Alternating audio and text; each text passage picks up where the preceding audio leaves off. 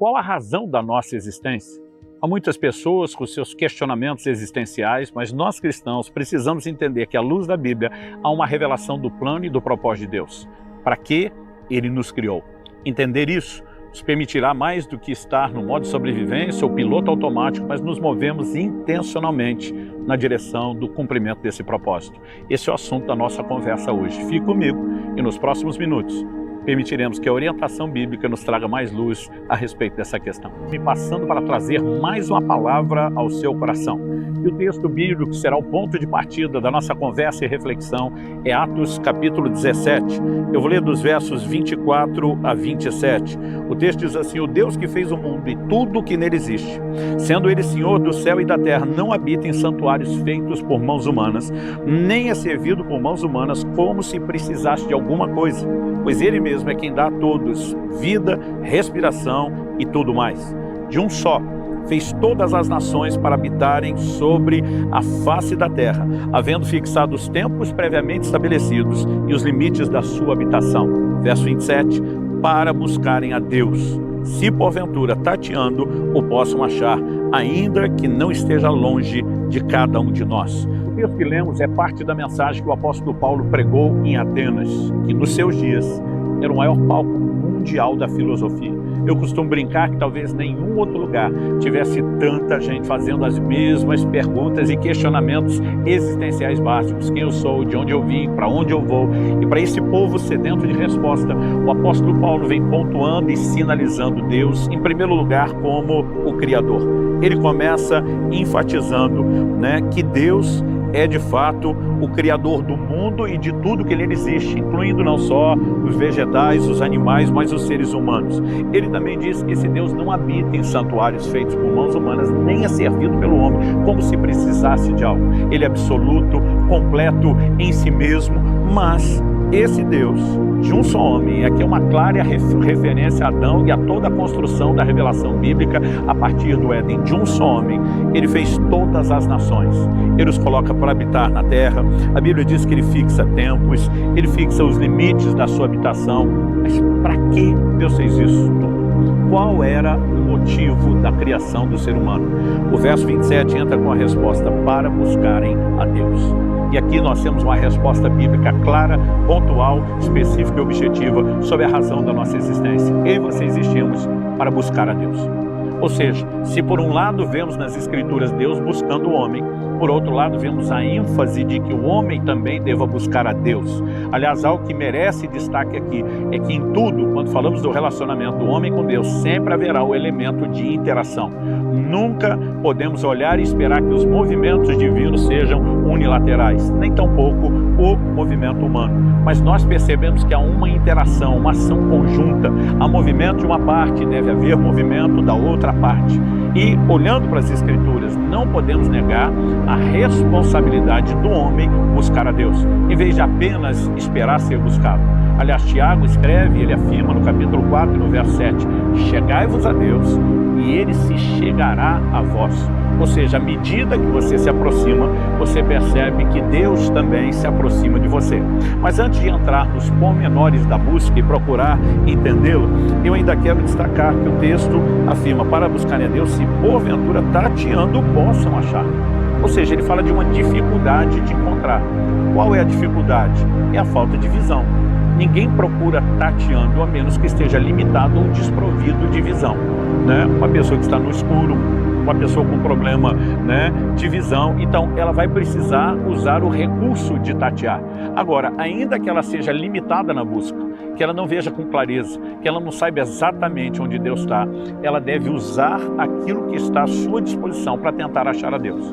Por um lado, isso enfatiza a responsabilidade do homem, enquanto também destaca a sua limitação na busca. Mas por outro, o texto termina dizendo, o qual não está longe de cada um de nós. Ou seja, por outro lado, a Bíblia diz: Deus não está distante, Deus não quer dificultar as coisas.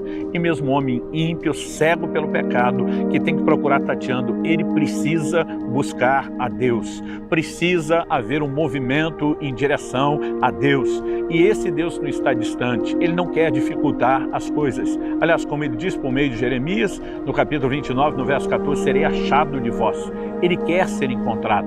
Eu me lembro quando meus filhos ainda eram pequenos e a gente brincava de esconder e achar. Normalmente eu facilitava a vida deles, né? Ficava atrás de uma cortina com o volume do corpo aparecendo, ou quando eram ainda bem menores, entrava no modo ainda mais fácil, me ajoelhava na frente do sofá e cobria só a cabeça com a almofada, com todo o corpo para fora, e eles vinham correndo, me abraçavam e diziam: te encontrei, né? À vontade, racionalmente, eu dizia: quem não encontraria? Não há nenhum grau de dificuldade. Mas você acha que é isso que eu dizia para eles? Eu apenas abraçava, a gente ria, se divertia, porque a ideia é que eu fosse achado, e eu queria era facilitar e não dificultar, guardar as devidas proporções. Eu posso ser com Deus, não é diferente. Esse Deus que nos criou para buscá-lo não quer dificultar as coisas.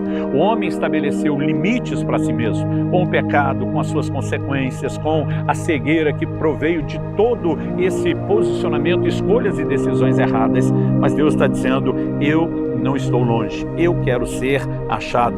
Então, quando olhamos para a razão da existência do homem, é buscar a Deus. Agora, isso significa que a busca ela deve ser feita de qualquer forma? Não. Uma coisa é entendermos a razão da existência, que é buscá-lo. A outra é entender como se processa essa busca. E aí eu quero tocar num texto conhecido das Escrituras Sagradas, que é Jeremias 29:13, que diz: buscar-me-eis e me achareis, quando me buscardes de todo o vosso coração.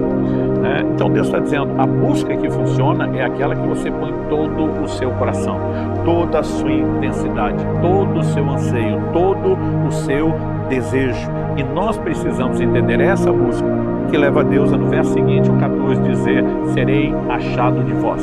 Então, precisamos entender que existimos para buscar a Deus. E precisamos entender que a busca requer de nós algo que dê a Deus o lugar de importância, o lugar de primazia. Não é à toa que nas Escrituras, o maior mandamento, como Jesus classificou, é amar a Deus de todo o coração, de toda a nossa alma, com todo entendimento e com toda a nossa força. Ou seja, a Bíblia não fala só de buscar de todo o coração, mas amar de todo o coração. Se amamos de todo o coração, atribuímos a Ele todo o valor possível, evidentemente isso também vai se manifestar na forma como nós o buscamos.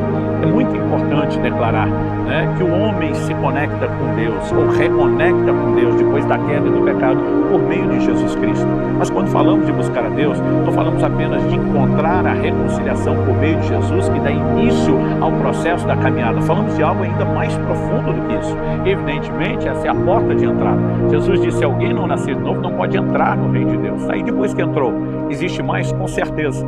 Quando olhamos para a criação do homem, percebemos que Deus criou o homem para ter comunhão e relacionamento com Ele.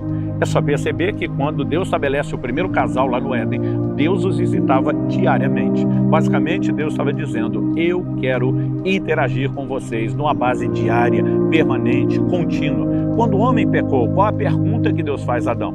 A pergunta de Deus a Adão não é: o que é que você fez? A pergunta que Deus fez é: aonde você está?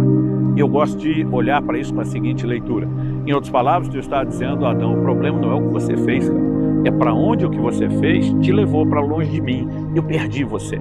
A partir disso, nós temos sinalizações de um plano de redenção, onde por meio de Cristo, como diz a Escritura, nós que antes estávamos longe, poderíamos passar a estar perto. A Bíblia diz que nós fomos aproximados, reconciliados com Deus pelo sangue de Jesus. Agora, Cristo morre e derrama seu sangue apenas para perdoar os nossos pecados, remover a culpa e a condenação, mas não restaurar a essência do propósito da nossa existência, que é relacionar com Deus e buscar a Deus. Evidentemente que não podemos limitar a obra de Cristo somente no perdão dos pecados. A remoção do obstáculo da queda do pecado, a capacidade de nos reaproximar com Deus, nos devolve ao propósito que deve ser vivido e buscado de forma completa. Buscar a Deus, manter o coração voltado para Ele. Como nós podemos fazer isso? Olhando para as Escrituras, nós percebemos que o próprio Jesus pontuou. Em João 5,39 diz: examinais as Escrituras, porque julgais ter nelas a vida eterna, e são elas que testificam a respeito de mim.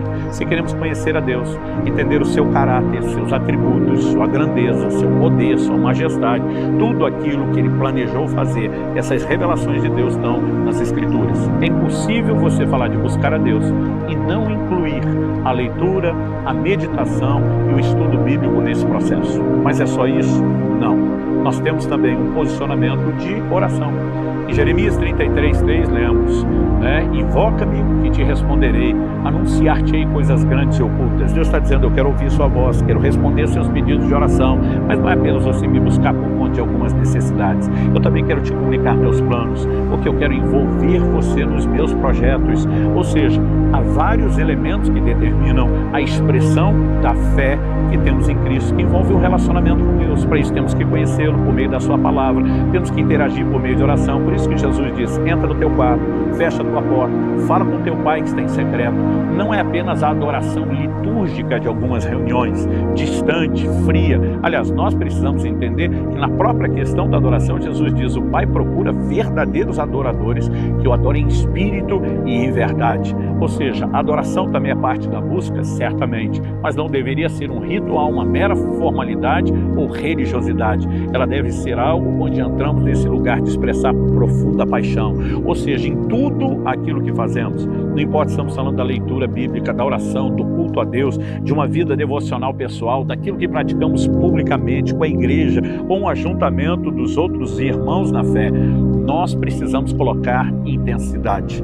Ou seja, de vez em quando vemos crentes falando, olha, cuidado com o fanatismo. Eu costumo dizer, cuidado com esses que têm medo da intensidade. Deus nos chamou para buscá-lo e buscá-lo de todo o coração. A razão da existência é buscar. O cumprimento da razão da existência, que é a busca, é fazê-lo com toda a intensidade. Então, nós precisamos mergulhar de cabeça nesse rio.